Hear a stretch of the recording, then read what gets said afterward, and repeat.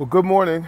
Here we are again on my walk with God in the whole lose the game process. I sense that God said, if you lose it, you'll gain it. If you lose, he said, if you lose the weight, you'll gain. And I'm going to say for now, ... You'll have to hear back later on what that gain is. So I don't know, maybe I was crazy. Maybe maybe some of that stuff I smoked a long time ago just kind of caught up with me. I don't know, but I really believe that on May 11th, God said, if you lose it, you'll gain it. And so I started in that process, and to date, I've lost over 20 pounds, and hopefully you can still see me.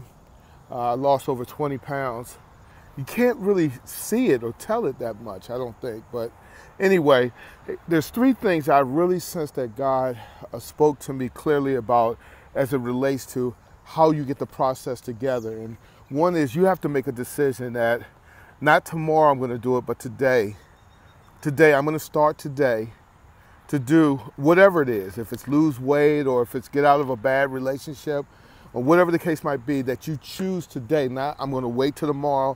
I'm going to wait until I get my check and, then I can move out. No, there's times when if you're going to make a decision, you got to make it today. The other thing that you have to do is add God in the process. And this is not in order, but there's four things. Add God, just ask God's help. As I'm losing this weight, the one thing that I always fight with is just my ego. That ego gets in the way, but as I'm losing weight, ask God.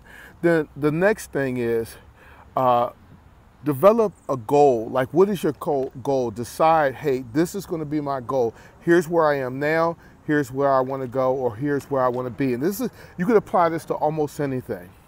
And then you have to get a plan. Like, what is your plan? Like, I'm cutting down on the starch. I'm going to walk or run every single day, 5 to 6 days a week. I'll take a rest day. You're going to do push-ups. You're going to do set-ups.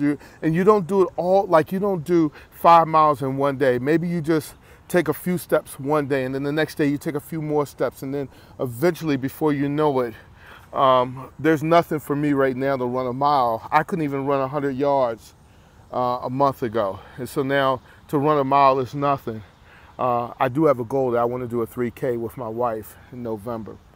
So, and then of course, the last thing, after setting a goal, you want to devise a plan. And your plan may consist of, I'm going to have to cut down on the sugar. I'm going to have to do this. I'm going to have to do this. But devise a plan and follow it.